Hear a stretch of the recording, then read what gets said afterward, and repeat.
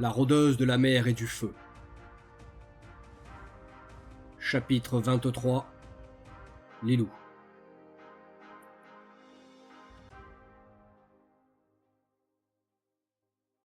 Les alizés me balaient doucement le visage.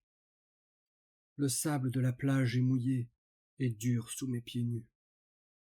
Parfois, une vague remonte jusqu'à mes chevilles et éclabousse ma robe couleur ivoire, semblable aux habits qu'arborent les séraphins lors de leur mariage. L'air iodé qui chatouille mes narines porte une fragrance inconnue, un peu piquante. Sans jamais l'avoir senti auparavant, je sais au plus profond de moi qu'il s'agit du parfum du varech bordant la mer, l'appel du large. Je frissonne. À côté de moi marche, d'un pas las, mon père, lui aussi pieds nus, et vêtu d'un pourpoint d'apparat que je ne me souviens pas avoir déjà vu sur lui. À sa ceinture, il porte son épée. Il me paraît plus âgé. Ses cheveux courts sont ternes et blanchis, et la femme habituelle qui habite son regard semble s'éteindre à mesure que nous avançons. Le soleil se couche à l'horizon et transforme le ciel en une explosion d'orange et de rose. Le vent maritime s'accentue un peu et fouette mes joues. Au loin, à la périphérie de cette plage, s'étend la lisière d'une jungle impénétrable, où les lianes et les troncs ont l'air plus vieux que le monde lui-même. Et puis, comme à chaque fois que je fais ce rêve, une corne de brume retentit, faisant trembler les arbres. Je m'arrête, mon père aussi. Il tourne lentement la tête vers l'océan et se déride. Une femme attend, immobile sur les flots, et semble nous observer. « Il est temps, ma fille, » me murmure-t-il d'un souffle. La tristesse qui perce sa voix me fait l'impression d'un coup de dague dans le cœur.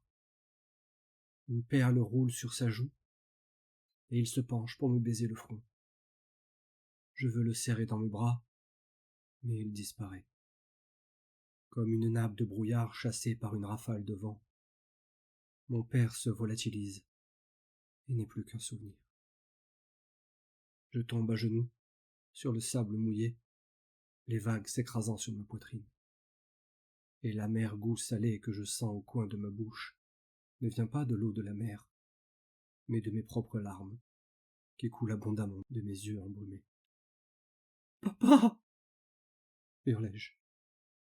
Et je demeure là, de longues minutes, à pleurer sur la plage, jusqu'à apercevoir du coin de l'œil que la silhouette se met à s'approcher de moi.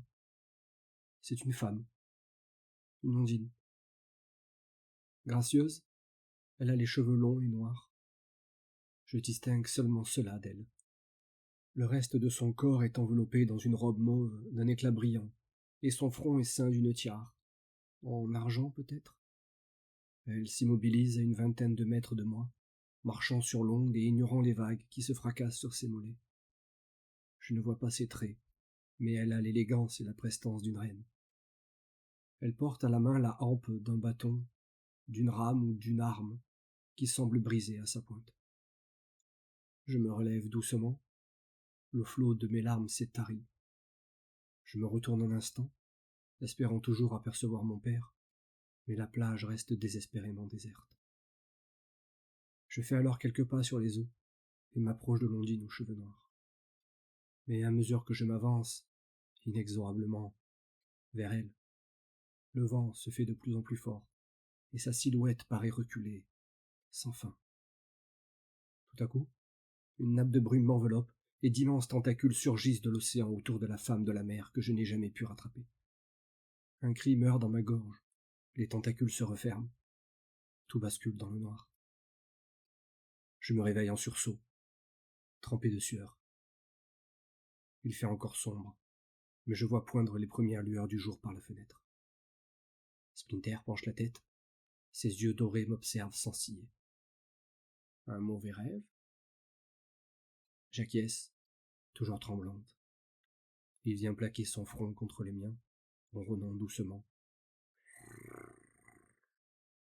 comme s'il savait que les mots ne serviraient à rien. Oui, mauvais, je crois, mais surtout incompréhensible. Je lui passe la main dans l'encolure et plonge mes doigts dans sa longue fourrure soyeuse, avant de le prendre dans mes bras. Le félin se love contre moi, chaud et apaisant. Il a la sagesse de ne pas poser de questions et de se laisser simplement câliner.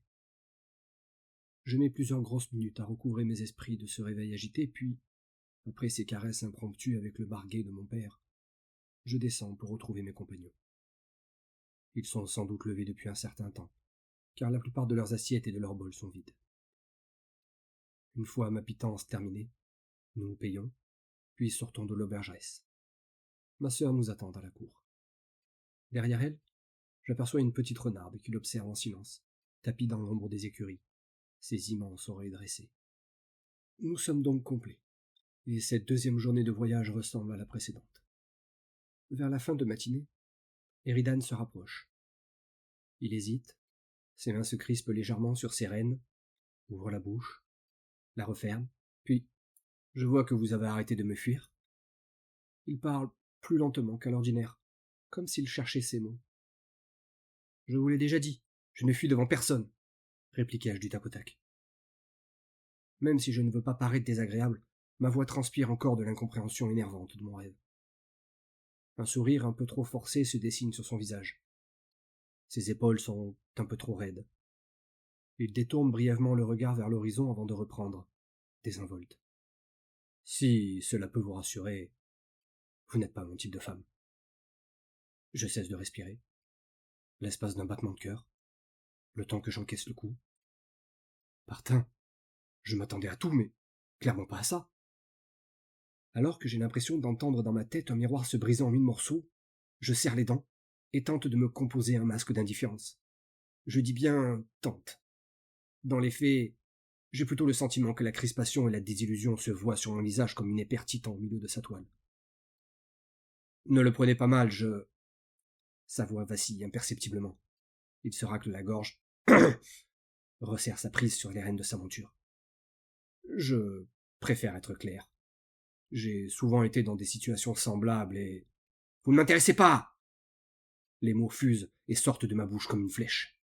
Cependant, la colère dans ma voix crie en fait tout le contraire. Elle hurle même à qui veut bien l'entendre combien il vient de me tuer. J'ai l'impression que les railleries de ma sœur à 8 pattes résonnent déjà dans ma tête. Le guerrier semble hésiter. Il se masse la nuque. « Bien, » murmure-t-il presque pour lui-même. « Désormais, nous pouvons commencer une relation d'amitié normale. » Le mot « amitié » paraît lui écorcher la bouche. Il est sérieux? Le gars me balaye d'un revers de main et veut maintenant papoter tranquille? Je boue. Je suis Lilou, fille de Vindicael. J'ai terrassé plus de Kirk qu'il n'en croisera en 10 vies entières et ce blanc-bec ose me traiter comme une gamine? Pfff, baltringue, comme dirait ma sœur. Il continue à marcher à mes côtés pendant de longues minutes. Minutes où je me concentre pour fixer la route de mon regard. Alors que je me répète sans arrêt que ce noob n'en vaut pas la peine, je reprends un peu de ma personne. Je carre les épaules et relève la tête. Je fronce les sourcils. J'ai encaissé. Mais malgré tout, mon cœur tambourine encore dans ma poitrine. Tout ce qui ne nous tue pas nous rend plus forts, comme on dit. Parlez-moi un peu de vous, voulez-vous? Sa voix est douce. Je plisse les yeux et grimace. Je suis une ondine, j'ai pas connu mes mères, et j'ai été trouvé par mon père dans les collines bleues. D'autres questions? Mon ton est sec et claque comme un coup de tonnerre. Cette brutalité m'étonne. Je ne suis pas agressif comme cela d'habitude. À croire qu'il m'a touché là où il ne devait pas. Mais n'est-il pas préférable que je me barricade derrière mon mépris plutôt que de fondre en larmes? Et, reprend-il en se passant la main dans les cheveux, pourquoi se passe-t-il sans arrêt la main dans ses cheveux? Il est nerveux ou quoi? Et je ne suis pas votre type de femme? Renchéris-je, dégoulinant d'une ironie malsaine. Partin, qu'est-ce que je dis? Il me sourit, mais cette fois il semble franc, sincère, presque douloureux. En fait, je vous admire, Lilou, fille de Vindicael. Vous êtes une femme forte, terriblement... Il s'interrompt, cherche ses mots, comme s'il mesurait chacun d'eux. Mignonne. Vous savez que si je suis entré dans votre guilde, c'est uniquement dans l'espoir de faire une mission avec vous? Son regard s'attarde sur moi une fraction de seconde de trop. Puis il se détourne vivement, comme s'il venait d'en dire plus qu'il ne l'aurait voulu. Mais à quoi il joue? Il m'envoie balader comme une merde, et là il me fait les yeux doux. Eh bien, votre souhait est exaucé, surinai-je.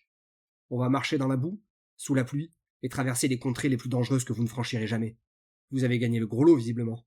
Et avec un peu de chance, vous reviendrez vivant pour raconter à votre famille tout ce que vous avez vu. Il se déride à nouveau, comme si de rien n'était, comme s'il venait juste de commenter le temps qu'il fait. Sérieusement? Il ne regrette rien? À moins que... Non. Ce serait trop tiré par les cheveux. Pourrait-il inventer ça pour me soulager? Mon mal-être était si pathétique à regarder. Admettons qu'il ait voulu m'épargner un malaise, ce qui serait d'une gentillesse absurde. Il aurait quand même pu y mettre un minimum de forme. Tout le monde n'a pas la sensibilité d'un caillou comme ma sœur. C'est un véritable honneur que de voyager avec vous, rôdeuse de la mer et du feu. Je sors de mes pensées, tandis qu'il incline la tête révérencieusement. Sa voix est redevenue calme, posée. Trop calme. Comme s'il venait d'enfiler une armure invisible pour se protéger de lui-même. Mais je balai sa courtoisie d'un geste de la main, tentant de rester toujours maître de mon corps qui peine de plus en plus à paraître normal. Une terrible envie de me jeter dans ses bras me brûle les tripes. Je suis... En parlant de cela, Lilou, je relève la tête. J'étais encore perdu dans mes pensées. Comment une ondine maîtrise-t-elle la magie du feu? Vous êtes sans doute la seule personne sur Tella à y être capable. Je souris intérieurement. La seule? Sans doute pas. Je n'imagine pas une seule seconde être une élue. Quelques grandes figures héroïques ont déjà accompli ces prodiges. Mais c'étaient des exceptions, des monstres de puissance qu'on étudie dans les grimoires poussiéreux. Pas une rôdeuse qui galère encore à ne pas se brûler les doigts quand elle s'énerve. D'autres ondines comme moi doivent bien exister quelque part, planquées au fond d'une grotte, terrorisées à l'idée de finir sur un bûcher. J'en sais rien, et je m'en fous. J'immobilise ma monture et plonge mes yeux mauves dans ceux du guerrier. Il semble étonné que je m'arrête. S'attendait-il à ce que je l'envoie balader à nouveau? Je lui réponds alors, en enroulant ma mèche orange autour de mon index. Il suit le geste du regard. Son expression change. De la curiosité, ou quelque chose d'autre. C'est une longue histoire. Vous voyez cette mèche?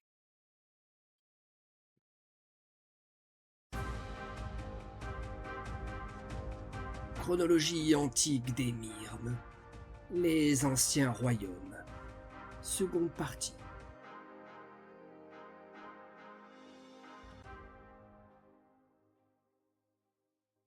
Muspelheim. À l'ouest de la terre des géants, se situait Muspelheim, la terre de feu. D'une superficie légèrement inférieure à celle de Jotunheim, ce royaume se caractérisait par son climat aride et ses températures extrêmes. D'imposants volcans en sommeil, dont certains atteignaient plusieurs dizaines de kilomètres de haut, dominés de leur majesté silencieuse de vastes déserts de sable ocre, traversés par de puissants fleuves aux eaux bouillonnantes. Selon les chroniques des filles de la terre, Muspelheim aurait été dévasté lors de la bataille de la Terre de Feu, enseveli sous des flots de lave incandescente et d'épais nuages de scories. Les tablettes de Menris attestent cependant que ce royaume existait encore à l'époque des femmes fourmis, bien que transformé en une désolation de poussière et de cendres. Les Myrmes la désignaient alors sous le nom de Askheim, la terre de cendres, perdue vers l'ouest, par-delà la mer des adieux.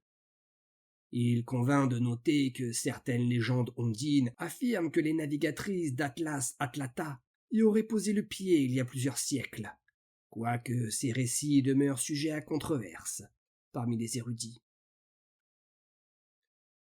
Talvaheim. Talvaheim, le monde du dessous, constituait un royaume souterrain creusé dans les entrailles mêmes de Tella. D'une étendue considérable, ce domaine chthonien formait un réseau complexe de tunnels plongés dans l'obscurité perpétuelle, de gouffres insondables et de cavernes aux dimensions titanesques. Au cœur de ce territoire de ténèbres se trouverait, selon les traditions myrmes, le cœur élémentaire de Tella elle-même.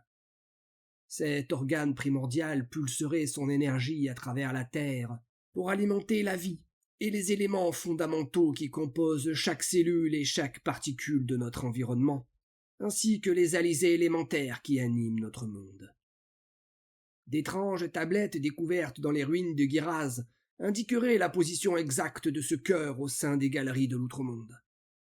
Toutefois, en dépit des efforts soutenus de nos plus éminents érudits, la complexité des runes Mirmes qui y sont gravées demeure à ce jour insurmontable, et leur déchiffrement complet reste l'un des plus grands défis de l'arcanologie contemporaine. Dans nos traditions actuelles, ce royaume souterrain porte le nom de Helheim, la terre des morts, que nous désignons également sous les appellations d'enfer, de Tartare ou d'outre-monde.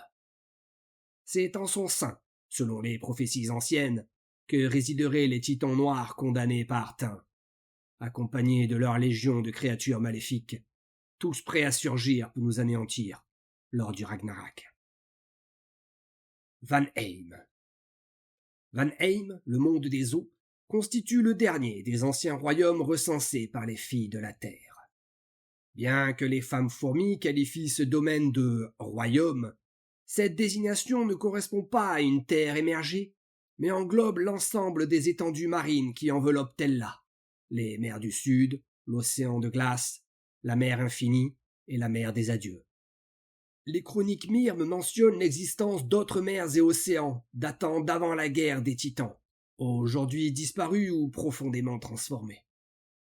Parmi ceux-ci figurait notamment la mer d'Atlante, qui serait localisée à l'ouest de Muspelheim, et la mer des Serpents, dont l'emplacement présumé se situerait au nord de l'ancienne terre de glace. Il convint de remarquer une différence notable dans le traitement documentaire de Vanheim par rapport au reste des anciens royaumes. Alors que les descriptions Mirmes concernant les territoires terrestres se révèlent éminemment précises et détaillées, celles relatives au monde des eaux demeurent sommaires et fragmentaires. Cette disparité s'explique vraisemblablement par les limites culturelles et technologiques des femmes fourmis. Peuple exclusivement terrestre, elles n'ont jamais développé l'art de la navigation. Leur connaissance de Vanheim proviendrait donc essentiellement d'observations côtières et de traditions orales transmises par d'autres espèces marines, raison pour laquelle leur témoignage sur ce royaume aquatique reste incomplet. Par Chapolion, arcanologue de l'université de Bonsor.